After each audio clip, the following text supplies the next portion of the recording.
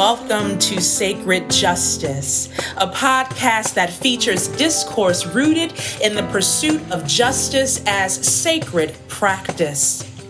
Our weekly discussions reflect on current events, art, media, theology, and how they intersect with the movements for freedom and liberation.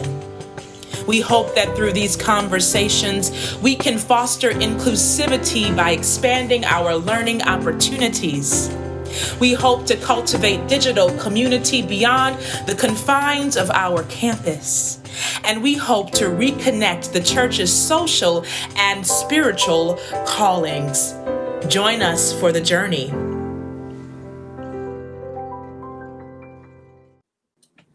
Welcome back to Sacred Justice. I am Mia McLean, and I am here with DJ. Don't start. Dr. DJ Ben Boswell. Mm-hmm. Yeah. Well, we can have a game. Folks can make up a DJ name for me if they want, send it in to Mia, and then she can embarrass me later on another podcast by using whatever DJ name somebody in the congregation came up for me.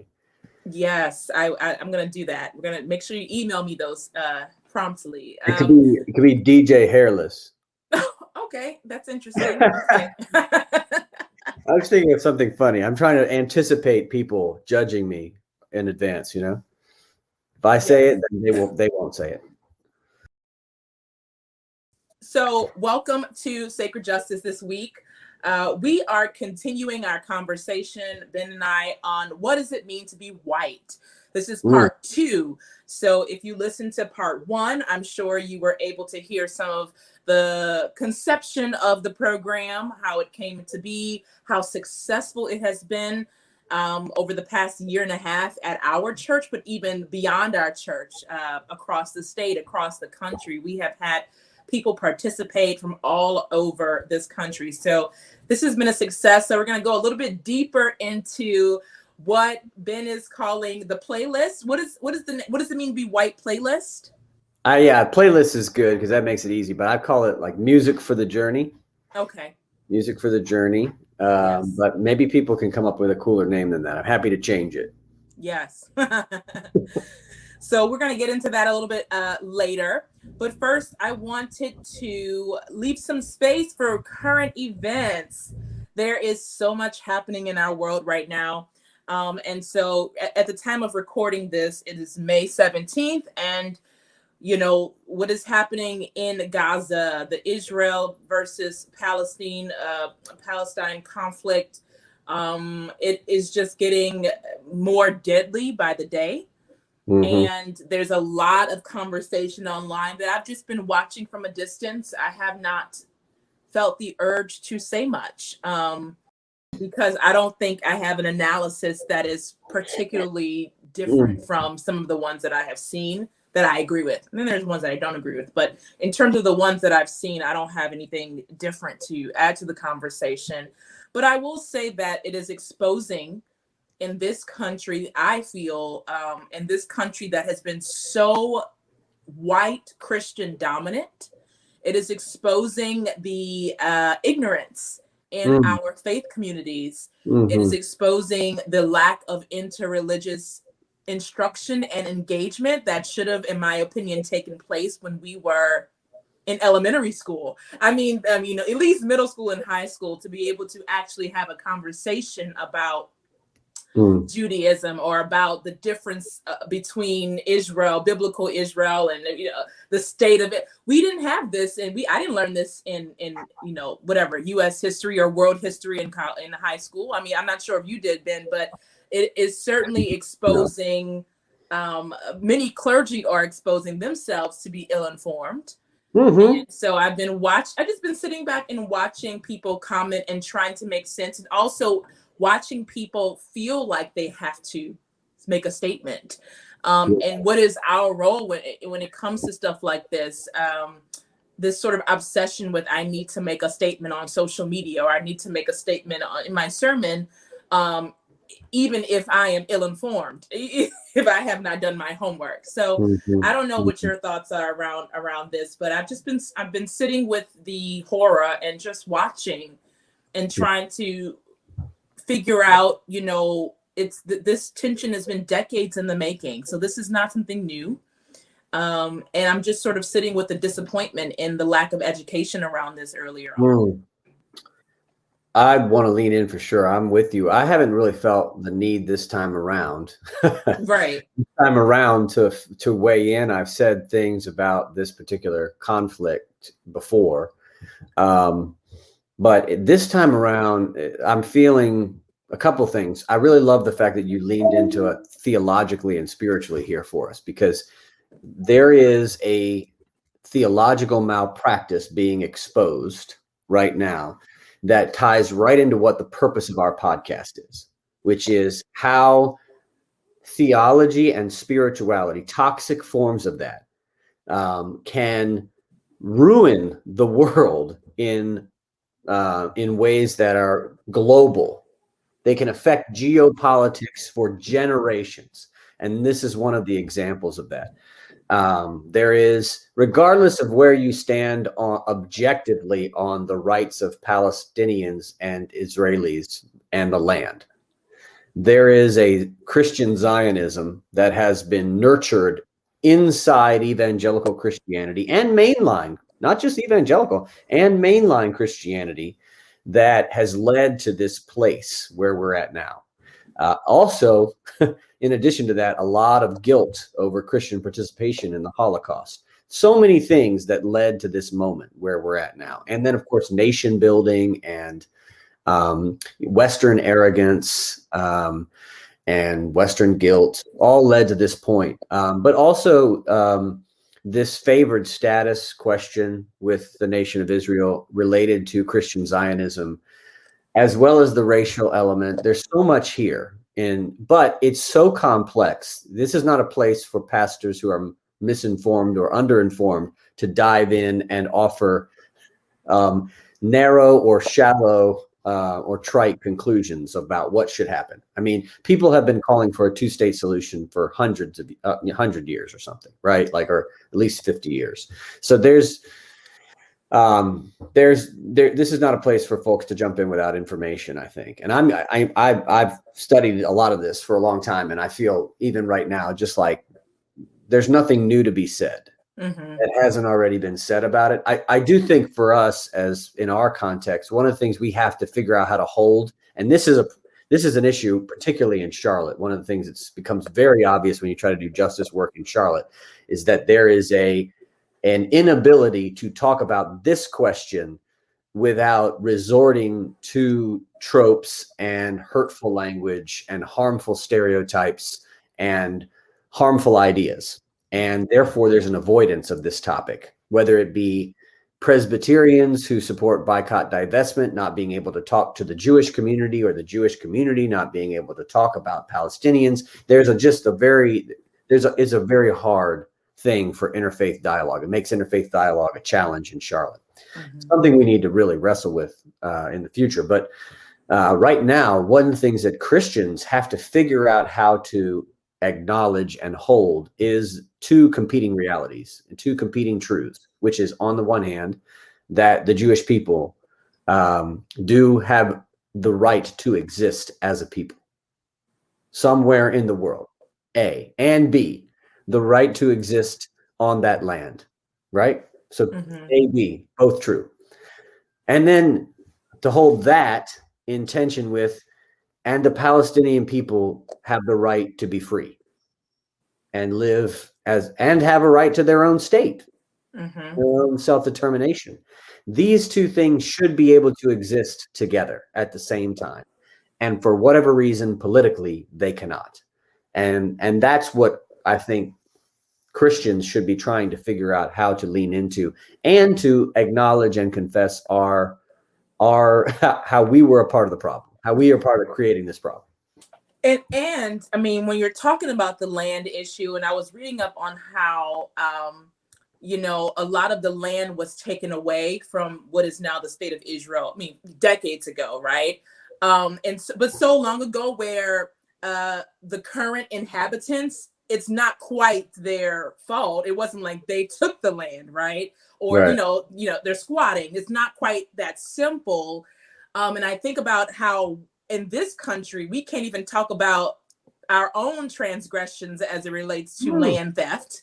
And so how can some of the people making comments on Israel and Palestine really, you know, have a strong opinion? I'm not saying you can't have a strong opinion, but how can you, some of the things that are being said amidst the reality that those same people don't say those things about what has happened here?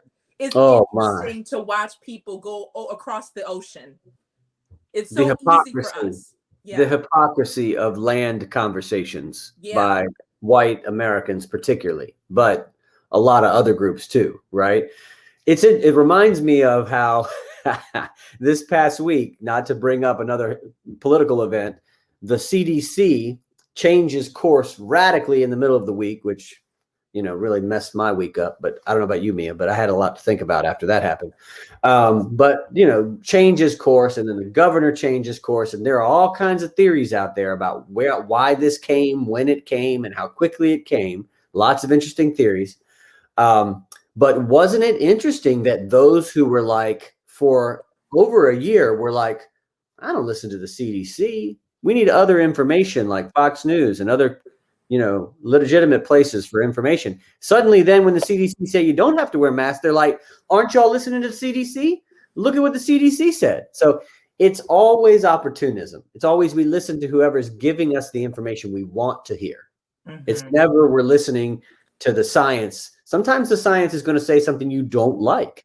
And for me this week, it's like, okay, we listened to the science before. Are we going to listen to it now?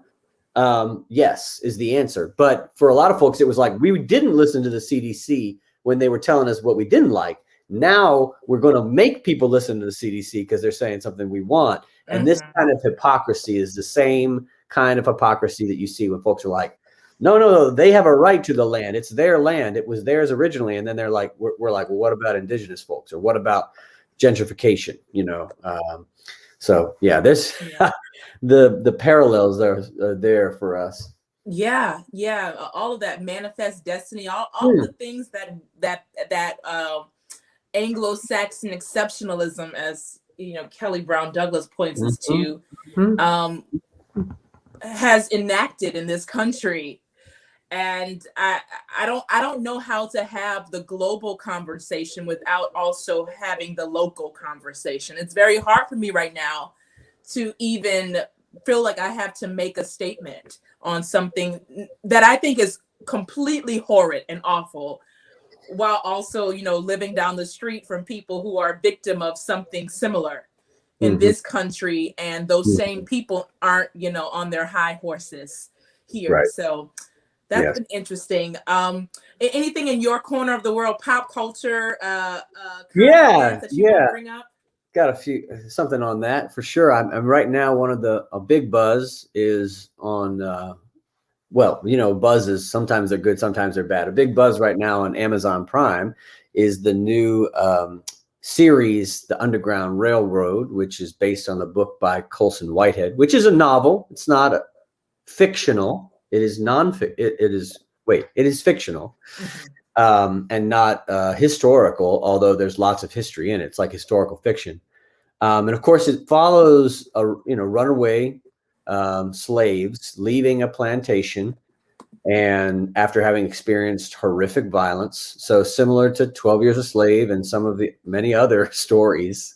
But then the interesting thing is that when they go on the Underground Railroad and they get help as they go along, when they go on the railroad, it takes them to different states in different times. So different imagined states in the United States, like Georgia, South Carolina, North Carolina, and they are in different imagined time periods throughout that state's history. So you can go from a certain moment in slavery to a different moment in slavery.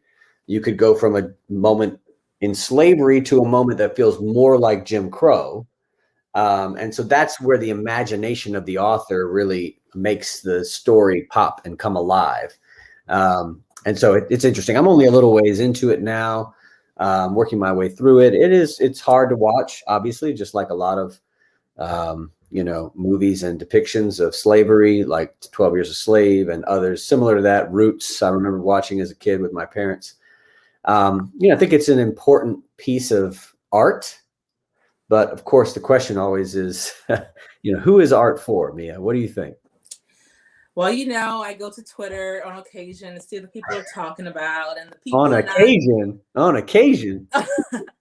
The people are not. They're not here for it. The Black academics, as we call ourselves, are not here for it.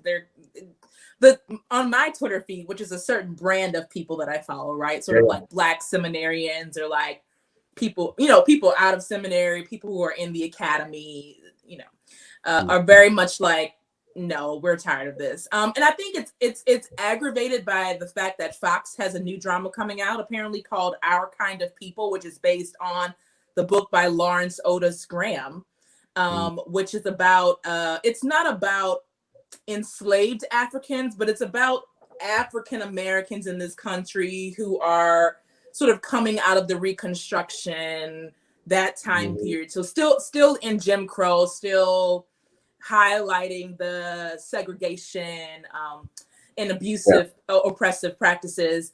But the people are just kind of like, can we get something in the 21st century? And I think even when that series on another, I guess it was a movie called Them. On Amazon, is like a horror movie. What's that show we watched? Lovecraft Country. Yeah, but Them wasn't as well done. Right. That's the problem. It was almost like it. See, that's the thing, though. There's a real thin line, especially when you get into the horror genre, which, by the way, any story of slavery is a horror movie. Mm-hmm. That's an interesting artistic conversation for us to have. But like Get Out. Yeah. The line in Get Out that Get Out walked was so thin. Mm-hmm. Between something that goes from being provocative art to I don't know what you would call it, like clownish or silly, almost to the point where it's like it's disrespectful of the story. It makes a mockery, really. Yeah. And that line is so thin. I think Jordan Peele did that with Get Out, but you could see how, because all good psychological thrillers and horror have to have some comedic element to it as well. Otherwise, people can't handle it. They can't stomach the trauma of it all, the violence of it all, unless they're sociopaths or whatever, and get off on that. So there's like this thin razor line. And I think what they were saying, like, Them is kind of off the razor to the mockery side, where it's like, this is just mockery. However, I will say that a lot of white people who watch Get Out, in my experience, because that's part of our curriculum, struggle with accepting it as art, as legitimate art. Why is that? Because they think it's because of like the cursing and the comedy and the slang stuff, and it seems like it's not a serious piece, or it's not appropriate for a professional curriculum, right? Because it seems like it's because of the way it's portrayed as horror, right? And so there are people who just can't watch it, which is interesting because Dr. Lucretia Berry from Brown Institute, who holds the group accountable, when that was brought up in the accountability sessions with the facilitators, she said this unbelievably brilliant thing. She said, isn't it interesting that folks in your group could watch 13th, but struggle with Get Out? Where 13th is a documentary depiction of the history of from everything from slavery and lynching all the way up to the present day of mass incarcerations. It's historical violence. It's actually happened to real human beings, not a fictional psychological thriller. And yet white people had no problem watching that. And her answer was, that's because you've been conditioned as a white person to see historical Black violence as ordinary from the day you were started elementary school. Because every textbook you've ever opened from second grade, first and second grade, all the way through college had depictions of historical violence of Black people as ordinary part of our history. Black, brown, and indigenous folks. So white people are conditioned to accept historical violence and see it with no problem. And yet a psychological thriller, and this is why I think Peele's so brilliant, breaks through whatever wall that is, breaks through that wall and actually hits the psyche in a way that jars them so much that they can't escape it without having nightmares. I am interested in that because that's what I think Lovecraft did also, is the terror. I'm done with Lovecraft. I'm done. I know. But I'm saying, like, I guess what I'm saying is there is a role for this art for certain populations of people. I do think it can have a powerful effect in certain ways. Not necessarily them. I think the things that make a mockery need to be, get rid of that, get it out of here. But there are things on the line that walk the line. I don't know if Lovecraft was on the line the whole time. But anyway, it was like, I do think it offers a picture of whiteness and a picture of horror that is jolting to the white subconscious. And so are these things then for a white audience? Is this right? That's what I'm wondering. Yeah, all of these movies and things, not even just the horror. So even the Underground Railroad, some of the things that people are saying on Twitter is like, who is the audience? Who is this for? And we've been asking that question. I asked it with them. Partially I'm asking it because sometimes I feel like the period pieces are actually more harmful than modern day because we romanticize it as back then. So even with Underground Railroad, which is very similar title to I think it was HBO show Underground or some channel show Underground with Journey Smollett, who's in Lovecraft. But even when you look at the Underground, that show, who is that for, right? And I just get concerned more so less with the violence, though that is a huge piece, but more so with the time period. And so I guess that's kind of my hesitation watching this new thing. I might give it a chance. We'll see. That's so interesting because one of the things that frustrated me about the Oscars this year, and I could go on and on and on about this, so I'll just keep it brief. But, not just Chadwick. I mean, not just Anthony Hopkins v. Chadwick. I mean, I could go on here. I have problems with the Oscars. But the movie that won Best Picture, Nomad, is a modern day story of what's happening in America right now.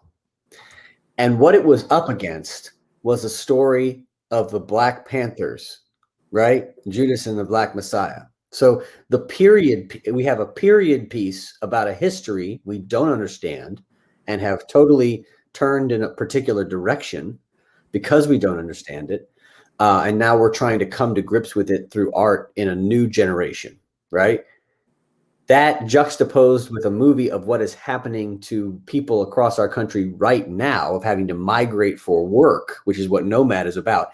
And yet that movie lacked the social and economic analysis needed to make it a powerful film, in my opinion. I watched it with great intrigue and I thought it was perfectly acted, but it wasn't about the acting that was the problem. It was that the story did not critique the economic system in American society for creating a place where you have to migrate to get any money, to make money and provide for your family. So here we had these social critiques available to us, one from the past, one from the present, one predominantly Black, one predominantly white. And we chose the one that was white and did not have a social analysis or critique. Critique. Let me reframe what I was saying.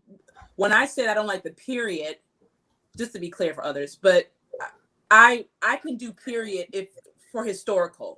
I'm not gonna waste my time on a period fiction piece. And by historical, by historical, I mean, so you do Raisin in the Sun. That was an actual play written, decades ago. That makes sense for it to be a period. It was written for that period.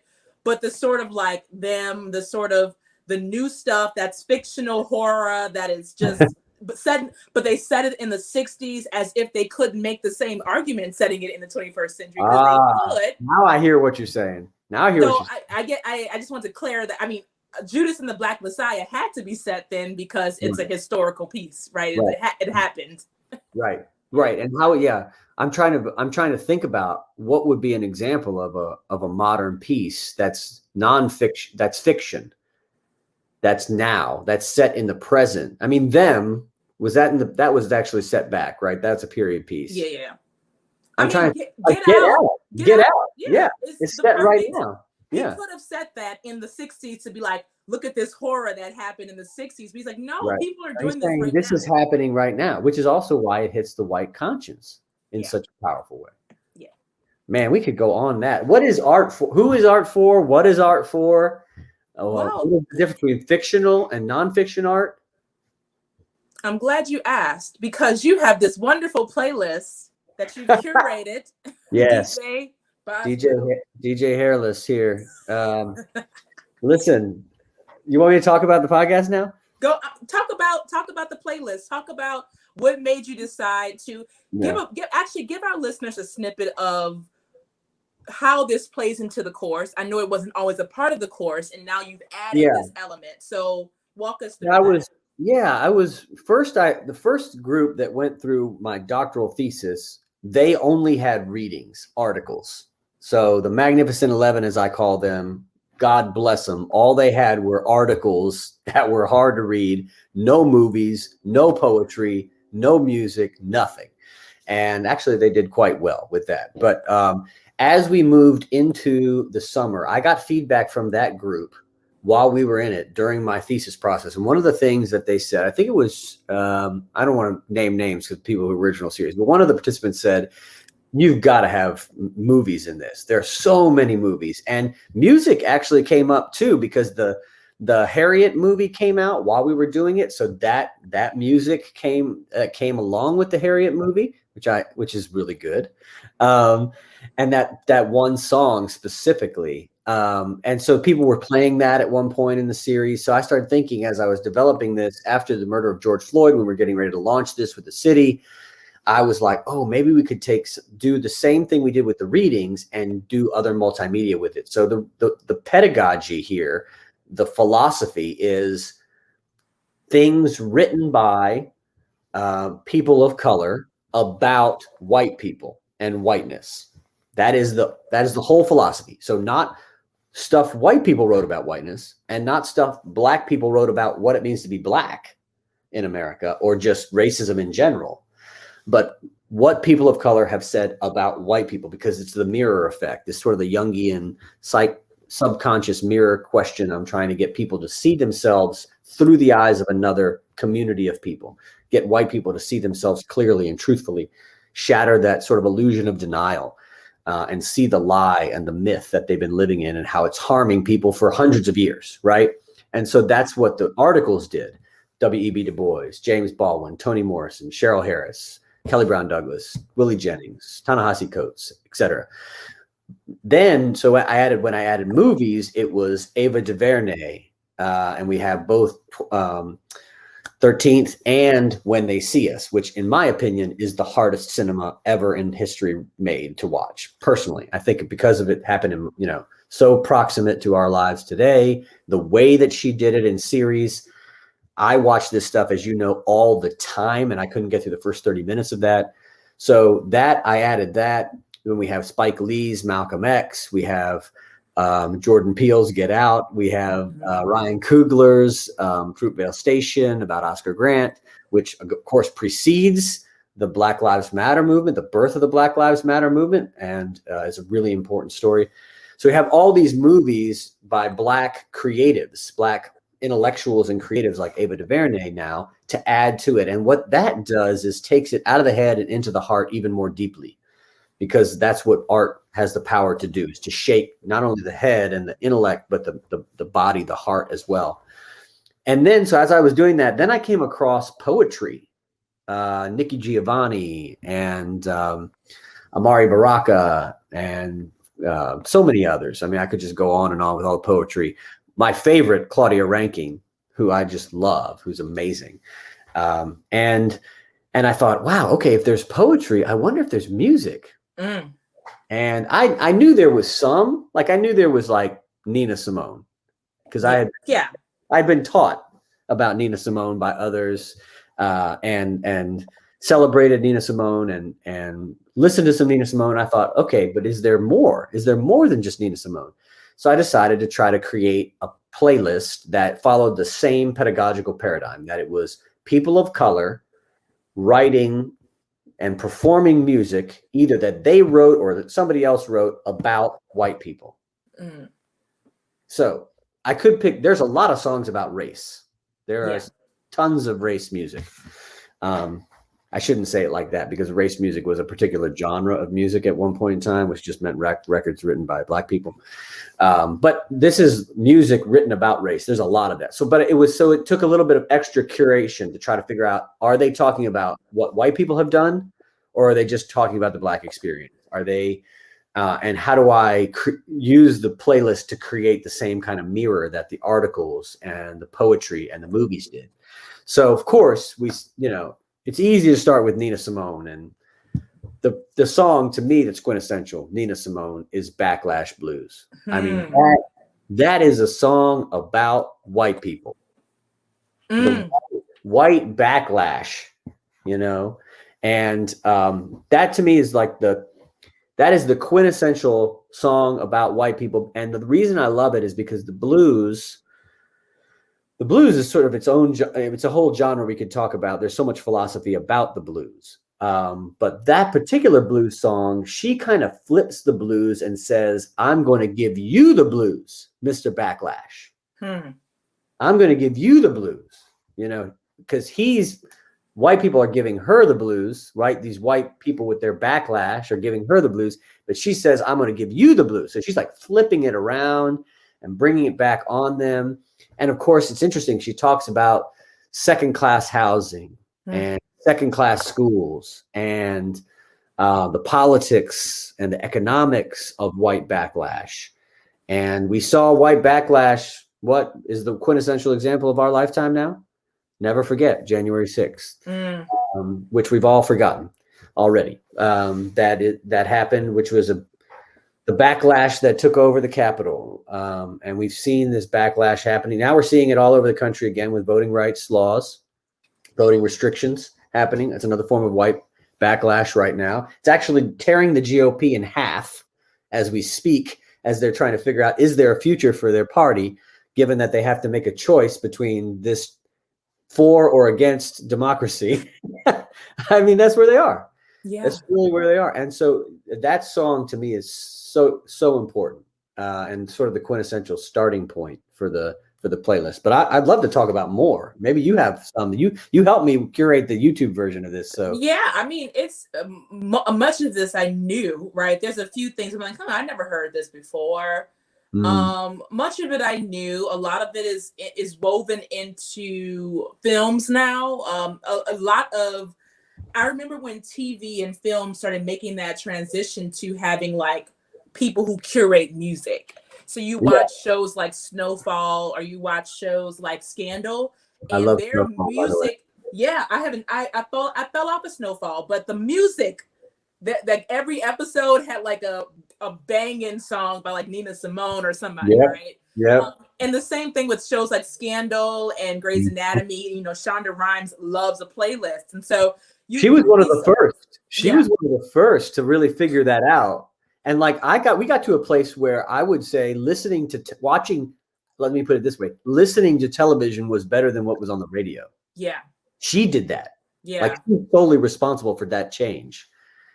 Now you're better off getting your musical choices by listening to television and looking at what the credits are than you are by turning on the radio, whatever's on the radio, Yeah.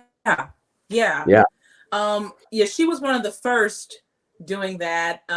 Issa Rae is also really good at a good playlist. Oh my, yes, love her playlist for her show Insecure. Woo! So, a lot of these I knew. I know one of them that came up for me was Strange Fruit. I actually sang that in college a couple of times. Sort of a standard. Yeah. And a lot of people, I mean, that's to me like one of the foremost, most important songs ever written about that because of the way, it's not just the lyrics, it's the way Billie Holiday used the song in her life, which of course now is the subject of a movie starring Andra Day, of which she was nominated for. That was funny because some people were hating on that first too, and then she got nominated and suddenly all that quieted down. But anyway, nobody liked that movie right out of the gate either. They were like, no, this is not, and so, but now they're like, oh yeah, she's great. But yeah, so I put that song on 3 times by 3 different artists, by Billie Holiday, right, who is the author and writer and perfecter of that song early on in American history, and who gets arrested for performing it because of the way it shocks white audiences and the oppression that she experienced through that song because of that song. And then also by Nina Simone, who then took that song and then drove it home in a particular moment in American history. And then I also landed it with Andra Day's version that she does for the movie. So that's the only song I think I have on there 3 times because of its importance in American history as sort of the quintessential kind of mirror move where it's like, no, look. Well, also, it's just like, that's like one of the most beautifully written things ever. The way that she uses the imagery of the tree and the fruit, which, by the way, is perfect biblical imagery. How much does the Bible talk about good fruit, bad fruit? Yeah. The New Testament. So she's hitting on a theme that would have been in the conscience of the American South. And it's just powerful. Yeah. One of the other ones, and I was in a show actually in New York off Broadway, and that song was in the show, Strange Fruit. One of the other songs that I used to sing in musical theater was What Did I Do to Be So Black and Blue by Fats Waller. Yeah. And so when that came up, I'm like, oh, this is interesting, because you forget these songs were pop culture. I mean, A Misbehavin' has been around for probably 40 years now. And so now that song is really associated with this very dark moment in A Misbehavin'. They felt the need to put this song in. And so that's kind of my association before the original versions that came out, so that was interesting to me as well. Yeah, and I had that one on there twice because, I like the version by Louis Armstrong, which has a really awesome jazz intro, trumpet intro. And then I thought Ethel Waters' version was really powerful, the way she sings it. And I have to say, I'm going to admit some just racial ignorance here, Mia, so I apologize for this. I had a feeling I knew what the term was when I heard it, but I was not clear. When she sings about high yellow, I had never heard the term high yellow before. Like, what is high? All the guys like high yellow. They all want, what is high yellow? I started looking it up and I was on a whole internalized racism movement for myself for the whole rest of my life. Like, man, this is a thing. And I've been talking about it some with Lucy as well, as she tries to identify herself and her skin tone in relationship to people on television and this phenomenon that she's watching Grownish right now. And so she's learning all kinds of stuff that she didn't know before. She'll say, what are they talking about? I look more like her. And so I had no idea that term even existed. You wouldn't, which brings me to another point, because so much of the language was insular and the artists weren't necessarily trying to explain it. They weren't trying to be dictionaries. And so there are moments in these songs that I think are supposed to be explicitly communicating to white people. But I also think there are moments when this was not about white people listening to it at all, right? They were talking to a different audience than it ended up being aired to, if that makes sense. Right. And I had to spend time. That's what took a lot of time, because sometimes it was just straight over my head. I didn't understand what the lyrics were really doing at first. And then I would go back and listen to a song and I'd be like, oh, I see what they're doing there. Yeah. It's a whole move, right? So like sometimes it's explicit, like when you get to Jill Scott Heron, who I love and who is another focal piece of this playlist. He's got a song, Whitey on the Moon. That's a pretty clear song. And he knows it is. He even jokes about it in the intro. Like he's like, this was inspired by a Whitey on the moon. I want to give credit where credit is due. But the whole point of the song is economically, how can we spend all this money to go to the moon, land on the moon, and he can't pay his doctor bills for his sister, right? Who got bit by a rat because they're living in poor ghetto conditions that somehow exist in the same country where we built rocket ships that took human beings into outer space to land on the moon. How do those two things exist? And he is explaining it through white economics, basically white money, white wealth, white power. And so that's explicit, right? And also it's important to take a moment for those who didn't know High Yellow. Whitey, for you younger than geriatric millennials like myself, um, you might not know that Whitey was a term that was used to describe white people in the 60s and 70s. It was not a term of endearment either. It was an explicit way of people of color reacting to the way white people were using derogatory terms toward them. So it was a response, a creation of response saying, oh, you want to call me the N-word? You want to derogate my ethnicity? I'm going to call you this, right? And so there are songs throughout that, like Sly and the Family Stone uses that term a couple times, Whitey, in their songs. But then you'll have like a Jill Scott Heron song like Winter in America, which is written much later. And you're wondering, what is he really talking about, right? Is this explicitly about race or not? So you have to kind of dig into the lyrics, or even who will pay reparations on my soul. You got to figure out what's this really about. And it takes some time to kind of excavate through that. Yeah. And, I'm thinking about even, in biblical writing, when you look at the book of Revelation, for example, and people were writing in coded language, it was on purpose. So you think about the history of African Americans in this country who started with spirituals and having in songs like Follow the Drinking Gourd. And they had to talk about something else to talk about what they were really trying to talk about. And it wasn't for an audience of white people or white presenting or white identifying people. It was for them to communicate a message, and to see how that has lingered throughout songwriting. And then, of course, you get to present day and people are writing about explicit police brutality, right? Which I think both are necessary. But the question of audience always comes up. Yeah. So it's interesting you mentioned police brutality, because I was, of course, going to put the song F the Police by NWA, which was a song of my childhood, that was important to me as someone who fell in love with rap early on in his life. But also I decided not to put it on here. And the reason is to create this very conversation that we're having right now. I found that it's not just present day conversations and songs that are written about policing. Basically, every generation of artists of color who have written about whiteness and the Black experience write about policing. All the way back to the song The Gallows Pole, written by, we don't know exactly who wrote it, but performed by early 1920s, 1930s blues singers like Leadbelly. And Leadbelly has this introduction, and he says in the song, back before they had prisons, they just put up some 2x4s and held you inside. And then he says, and the first person ever in prison was a Black person. And all they were doing is holding you until to see if your family could pay enough so that they wouldn't hang you. And then sometimes they'd take the money and hang you anyway.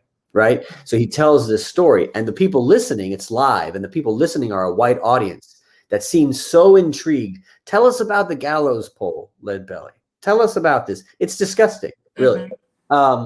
So I think what I learned from going back through this, which was so powerful to me, was that police as the presenting issue and prison as the consequence of being a person of color in American society has been written in the fabric of music since the 20s, all the way up to present day. And so this is where a lot of white Americans and some people of color who look down upon rap music and hip hop music for somehow departing or being more aggressive don't understand that NWA is just the logical outcome of the logical historical antecedent, right, of Leadbelly. This is what comes later. If you never solve the problem of police violence, asymmetrical police violence towards people of color in American society, it goes from Leadbelly to Nina Simone to NWA, right? That's what keeps happening. So we have,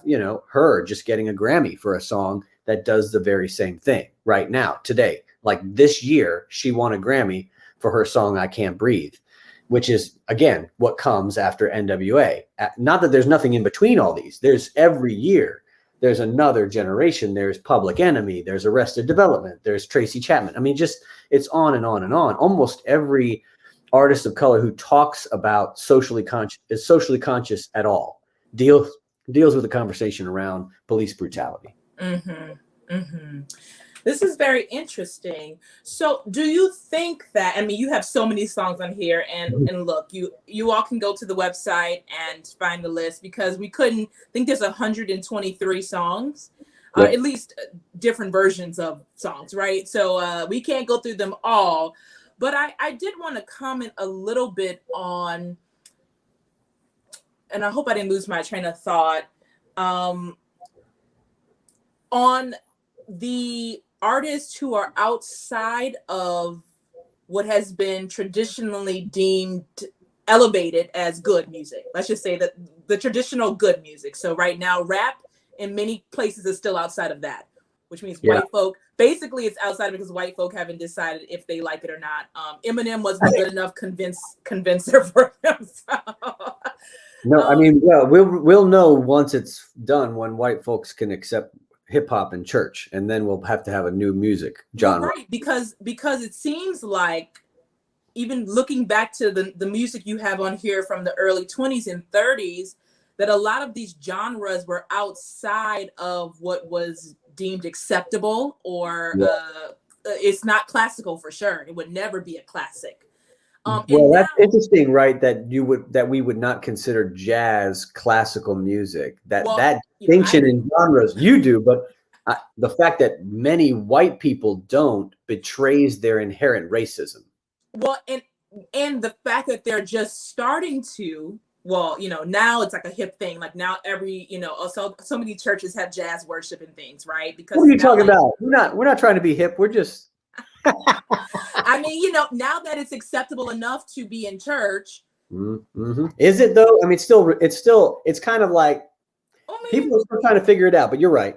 It's there, and it's there in a way that hip hop is not there. It's there in a way that maybe R&B is not there. And so are people going to still feel like they're going to say things in the genre of jazz, or are they going to go to another genre, create another genre that is not under the white gaze? And so I feel like a lot of these songs were created not under the white gaze because they weren't considered acceptable music. But now, 50 years later, everybody's a Nina Simone fan. Everybody swears they love Nina Simone. Back then, they probably wouldn't even shown up. No, if you go to Troy, North Carolina, the people are like, we don't like you coming here to her house, right? So, so I'm just curious about that, right? I'm curious about what has been created in the corners underground. I love that, because I think it's just like any revolution or resistance movement. It starts in places where the empire is uninterested in it. Yeah. Right. I actually have a quote from Joy James. And do you know Joy James, Professor Joy James? She's for those of you who don't know, she is a chaired professor at Williams College in Africana Studies. She writes about abolition and all sorts of things. But she says culture is created in the ground.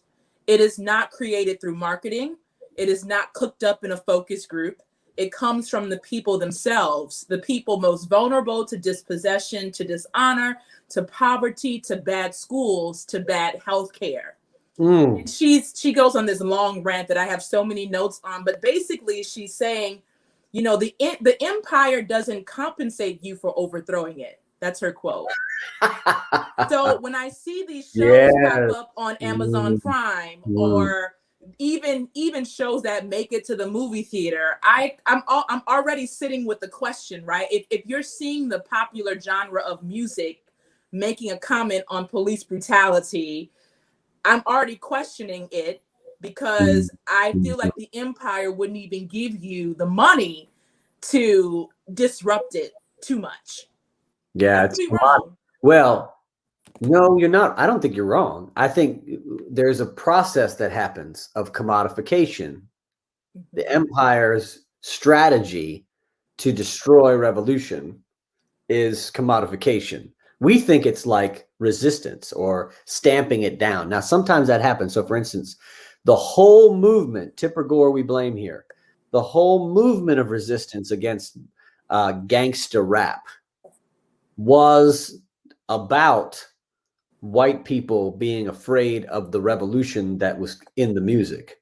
It was not about some F word. It was not certainly about taking care of women, because we know nobody cared about that for sure at that time. But it was all about protecting their children from the revolution inside the lyrics, which when you start to resist something, it actually makes the children want to go out to it more. So they've learned from that strategy. Now, and I think this has always been the case, if we can commodify it, we can control it. Yeah. So if we can sell it, then we can sell out the revolution from it. And therefore take a song like F the Police and create a movie straight out of Compton. Now everybody's got a straight out of Kannapolis t-shirt, right? You know, like, get out of here. Those were fun though. That was a moment. That was a fun moment though. Straight out of everything, straight out of bed. That was my favorite one. Straight out of bed, you know. So it's so amazing that we're talking about this today, because one of the most important conversations I've had on race recently was with a group of women about cultural appropriation. And I was describing to their sons, who I was working with through some whiteness work, 17-year-old boys who, of course, all white, but listen to rap. And I said, I was your age. And when I had a different Wu-Tang Clan shirt for every day of the week. I wish I still had these shirts, Mia. But anyway, I had a different Wu-Tang shirt for every single day of the week. And I wore a Wu-Tang shirt with some large cargo pants and my Timberland boots. And I had my shaved head like now. And yeah, I mean, and that was how I dressed every day. And I played basketball and I was part of this whole thing. And I got called names, as you can imagine. I don't even have to say them. People know what I'm thinking. The W word. And what I was saying what I didn't understand when I was 17 and I was doing that, which has its own problem, is that the line between cultural appreciation and cultural appropriation is one I was unaware of at that moment. And what I was telling them, what I thought the line was appreciation and support financially of artists is one thing, right? But then to imagine that I am either A, a part of the culture, and B, understand the experience of those through whom the culture was born, or will ever understand the experience of those through whom the culture was given birth. That's where I go to appropriation. Now I'm appropriating when I get to that point. But of course, I don't know. I'd love to hear your thoughts, because I feel like the line is thin there between appreciation and appropriation. Yeah, I mean, it absolutely is. I don't know of a time where I have felt like I was close to that border. I don't think I know of a time. There's some complications with Pan-Africanism that happens sometimes, but I think that there's a way to appreciate and to learn from, but while also naming that it is creating a white gaze that might not have been intended. And so even when you see documentaries like the Black Church PBS, right? Who was that for? You know, my argument was like the first half was for us and the second half was for not us. I mean, you can argue that none of it was really for us, but there's this idea that we have to always be attentive to the white gaze. So there's a way to appreciate artistry with while also knowing that it was not intended for you to enjoy. Well, and I think that's kind of getting back to the playlist. My goal here is not to create an opportunity for cultural appropriation with this playlist, but to create not the white gaze, but actually I would consider it to be like the mirror. You could call it black gaze. I think it's the black gaze of whiteness, right? Which I call the mirror. And it's for white people to actually look in the mirror, which is them seeing how black people see them, how people of color have seen them historically throughout history. That's a different kind of experience than saying, oh, I'm D'Angelo's biggest fan and I understand D'Angelo. you know, and what he came through and how he writes what he writes. That's not real, right? Yeah. So the point is not for me to go out and start, you know, wearing the Wu-Tang shirt again and singing Public Enemy, you know, for money on the street as if I could make any.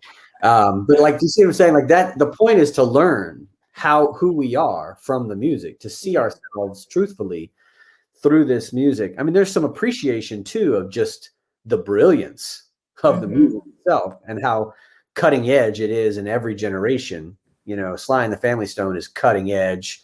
You know, James Brown is cutting edge. I mean, they're creating genres as you go throughout this. You could see everything from reggae to funk to hip hop to R&B to soul music, to jazz, over and every genre that has influenced then white people stealing that music for themselves and actually culturally appropriating was born through this playlist. And it's important for us to kind of go back and see the roots of it and see ourselves more clearly. I'm hoping it'll do the same thing that the course is doing, which is to force a reckoning for white people to take responsibility for their whiteness. Yeah. Well, this is good. This is a good start. I do recommend that you all check it out. I'm going to be honest with you. It doesn't make you feel good all the time, which I appreciate. And I think that church music can learn a lot from this, the genres that you have curated on this one playlist. I'm thinking about Strange Fruit. I'm thinking about Black and Blue and how they don't end with something happy. They don't end with a resolution. It's almost like a lamentation. So many of these songs are a lament, a prayer of sorts. And I think there's so much that the mainline church in particular could learn from this playlist in terms of curating worship spaces that hold space for the disappointment you have in your neighbor. Yeah. Who has treated you like garbage. And I want to know, like, I wonder if we could play with the line between sacred and secular here too.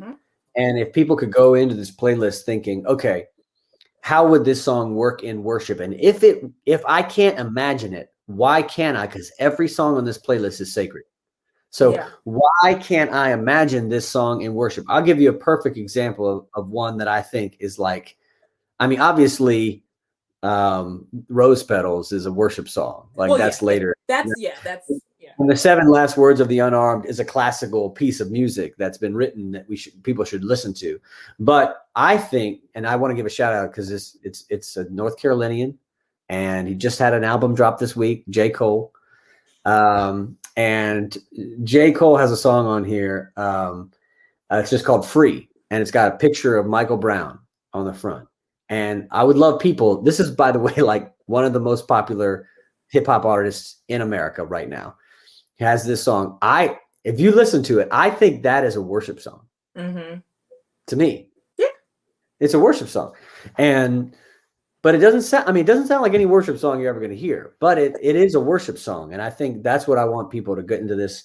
Especially people who don't like hip hop and hate on hip hop, who've been through the Whiteness series. You need to wrestle with this music here, and understand what assumptions you're bringing to music when you're evaluating it, and whether or not it is appropriate for worship, whatever the heck that means, or sacred, which I think we need to have an expanded definition of. Yeah.